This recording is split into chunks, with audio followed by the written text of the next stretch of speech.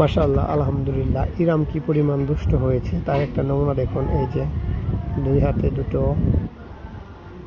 ছোট ছোট প্লাস্টিকের লাঠি নিয়ে এদিক ওদিক ঘোরাঘুরি করতেছে। এই লাঠিগুলো ও প্লাস্টিকের ওই যে পিঠ চুলকানোর জন্য, একটা ওর দাদুর রুমের, একটা আমাদের রুমের, দু হাতে নিয়ে ও খেলতেছে।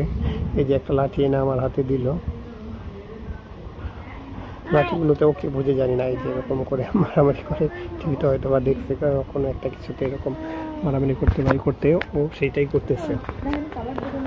মাশাআল্লাহ, খুব সুন্দরভাবে এই যে লাঠিগুলো নিয়ে বারান্দার এই পাশ থেকে ও পাশে এরকম দৌড়াদৌড়ি করতেছে, দুই হাতে দুইটা নিয়ে অনেকক্ষণ ধরেই খেলতেছে বেশ মনোযোগ দিয়ে। এই যে লাঠিগুলোর জন্য নিয়ে রুমে চলে আসলে সুন্দর করে শুইয়ে দিয়েছে। এগুলোকে সমান্তরালভাবে রেখে কিছু একটা করার চেষ্টা করতেছে। ও কি খেলে মাঝে মাঝে আমরা বুঝি না, আমার মাথায় একদমই ধরে না যে আসলে ও কী করতে চাচ্ছে বা কি। এই যে ফাঁকে আবার একটু টিভিও দেখে নিল। টিভি দেখে খুব চমৎকার করে হাসতেছে, মনে হচ্ছে যে খুব খুশি হয়েছে সে টিভিতে। টেলিভিশনে কার্টুনের কোনো একটা প্রোগ্রাম চলতেছে, ওটা দেখে ও খুব খুশি হয়েছে। যে এরকম করে মাথা ধোলাচ্ছে, ঘুরছে, আবার বিছানার এক প্রান্তে নিয়ে এগুলোকে এরকম গরম গ্রামের আম্মু একটু আগে রান্না করে রেখে গেছে র্যাকের মধ্যে। একটা চাপাতে ভুলে গিয়েছিল ইরাম, যে খুব সুন্দর করে একটা চাপিয়ে দিয়ে আসলো। ইরামের আম্মুকে আমি দেখে বললাম যে দেখেন ইরাম কি করতেছে, খুব সুন্দর করে একটা চাপিয়ে রেখেছে এরকম, আবার নিজে নিজেই খুলে দিয়ে আসলো। এরম মাশাআল্লাহ অনেক ক্রিয়েটিভ, অনেক কিছুই বোঝে যে কি করতে হবে না কি। যে ইরামের আম্মা একটা তরকারি নিয়ে আসলো, আমি এই জন্য ইরাম একটা খুলে দিয়েছিল। এই যে বারবার একটা লাঠি আমাকে দেয়, দিয়ে আবার একটু পরে নিয়ে চলে যায়। বাচ্চারা মাশাআল্লাহ প্রচণ্ড ক্রিয়েটিভ হয়, ওরা বোঝে যে কি পর কি করতে হবে। এই যে ইরামও তার বেরিয়ে নয়, খুব সুন্দর করে জিনিসগুলোকে গুছিয়ে রাখে। ইরামের আম্মুকে ইরামকে টেস্ট করলে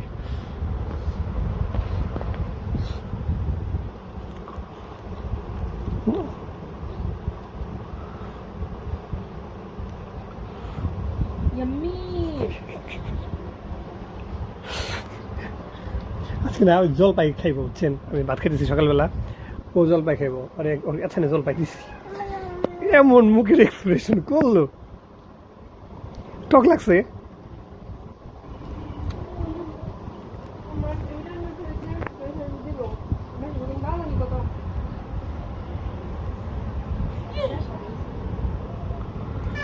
এই যে ইরাম অনেক সময় খেলাধুলা করার পরে যেখানে সুন্দর বসে বসে টিভি দেখতেছে, খুব মনোযোগ দিয়ে দেখতেছে টিভিটা। ইরামের আম্মু এই যে পাশে হাঁটতেছে। ইরামের আম্মু একটা ভাজি করেছে ডিম দিয়ে, লাউয়ের খোসা দিয়ে, সেটা আমাদেরকে দেখাচ্ছিল। ইরামকে একটু টেস্টও করতে দিচ্ছে, ইরাম খেয়ে অনেক খুশি হয়েছে, লাইকও দিচ্ছে। ইরামের আম্মুর রান্না ইরামের অনেক পছন্দ হয়েছে। এই যে ইরাম খেলতে খেলতে আবার বাইরে চলে আসলো। করে সারাদিন একবার বাইরে যায়, একবার রুমের ভিতরে যায়, ওর যখন যেটা পছন্দ ওটাই করবে।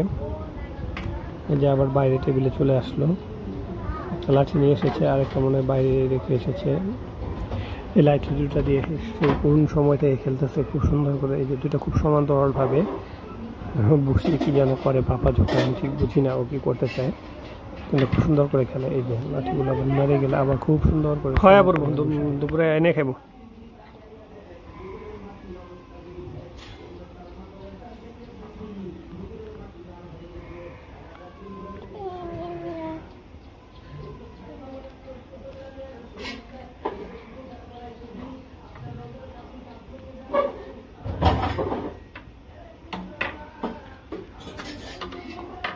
এখানে যে 5 তলা বাড়ি বেচবো না, ওরা আর এক রুইটা ঋণ,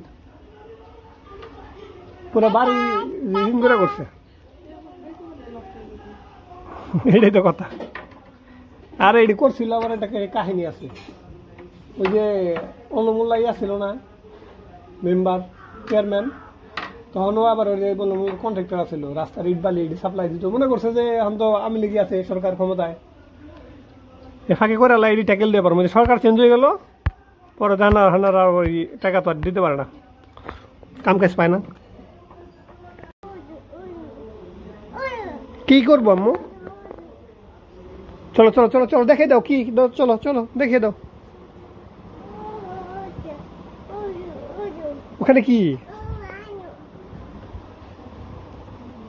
কি এনে দিব এখান থেকে দেখি দেখে দেখে দেখ কি কি কি নিবা আরেকটা